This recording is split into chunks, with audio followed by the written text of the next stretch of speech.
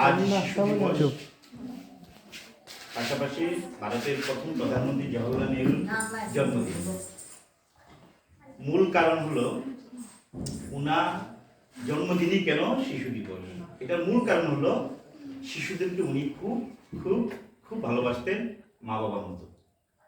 তার জন্য তাদের জন্মদিন যেটা ছিল সেটাই শিশু দিবস করে দিবস উপলক্ষে সারা ভারতবর্ষব্যাপী পালিত হয়। কাজে আজকের দিনে তোমাদেরকে আমরা খুব ভালোবাসি, মায়ের মতো দেখি, বাবার মতো দেখি। তোমাদেরকে প্রথমে সশ্রদ্ধ প্রণাম আজকের এই শুভ দিনে। পাশাপাশি আমাকে দিদিমণি বলছে যে একটু তোমাদেরকে কিছু বলার জন্য। তো আমি কিছু বলার আগে আমি সবসময় একটা ছোট প্রার্থনা করি। প্রার্থনাটা প্রত্যেকের মা বাবার প্রতি সশ্রদ্ধ প্রণাম জানিয়ে এবং মহামন্ত্র করে আমি আমার ভাষণ রাখি। অন্য যে কোনো জায়গাতে আমার স্কুলও তাই করি। তো তোমরা সবাইকে আমি বলবো, সবাই উঠে দাঁড়িয়ে যাও। দাঁড়িয়ে দুটি পা একসাথে করো, দ্বারা করতে পারছো।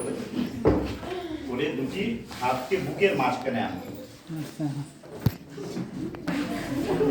ফলো করো এদিকে, ফলো করো সবাই, ফলো করো এদিকে।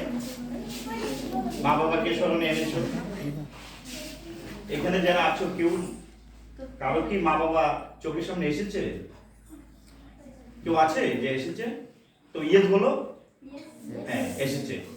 তো মা বাবা কি চায়? সর্বপ্রথম চায় আমার ছেলে আমার মেয়ে তারা যেন নিরোগ থাকে এবং স্বাস্থ্যবান হয় এবং ভালো থাকে। তো ভালো থাকতে গেলে কি করতে হবে? স্বাস্থ্য ভালো থাকতে গেলে পরিষ্কার পরিচ্ছন্নতা থাকতে হবে, যেটা তোমাদের সবার মধ্যে আমি দেখেছি। খুব সুন্দর, তোমরা সবাই খুব ভালো। তো নিজেকে ভালো রাখতে হবে। নিজেকে ভালো রাখতে হলে একটা কথা আছে, স্বাস্থ্য ভালো যার জগৎ আলো তার। স্বাস্থ্য যার ভালো জগৎ তার আলো। স্বাস্থ্য যদি তোমার ভালো না থাকতো তুমি এখানে আসতে পারতে না। পেটে ব্যথা থাকলে বাড়িতেই বিছানা থাকতো। স্বাস্থ্য ভালো রাখতে গেলে যা যা তোমাদের জীবনে প্রয়োজন, নাম্বার 1 জীবনে যোগ ব্যায়াম। যোগ ব্যায়াম করতে হবে। আর তোমার হাত পা চোখ কান নাক গলা সমস্ত গুলাকে সুন্দরভাবে যত্ন করে পরিষ্কার করে রাখতে হবে, তবে তোমাদের শরীর ভালো থাকবে। আর পাশাপাশি কি আরেকটা জিনিস, সবাই আমরা যার যার চোখের দিকে আর মুখের দিকে দেখি। দেখো না তোমরা চোখ দিয়ে সর্বপ্রথম তোমরা মুখই দেখো মানুষের। তো এই মুখ দিয়ে যেন মন্দ কথা কখনো না আসে। এই যে চোখ দিয়ে যেন কখনো মন্দ কথা না আসে। পাশাপাশি কি নোংরা কোনো জিনিস মুখে যেন না যায়। নোংরা জিনিস, বাজে জিনিস যেটা খাওয়ার যোগ্য নয়, সেই খাবার যদি আমরা খাই তাহলে আমাদের রোগ বেশি হবে, আমরা কষ্ট পাবো। তৎসঙ্গে প্রতিটি মা বাবা কষ্ট পাবে। কেন মা বাবা কষ্ট পাবে? তোমরা যদি বাজে জিনিস আহার করো তোমাদের রোগ হবে। রোগ হলে মা বাবা তোমাদের হসপিটালে নিতে হবে, বিভিন্ন জায়গায় নিতে হবে, ডক্টরের কাছে যেতে হবে।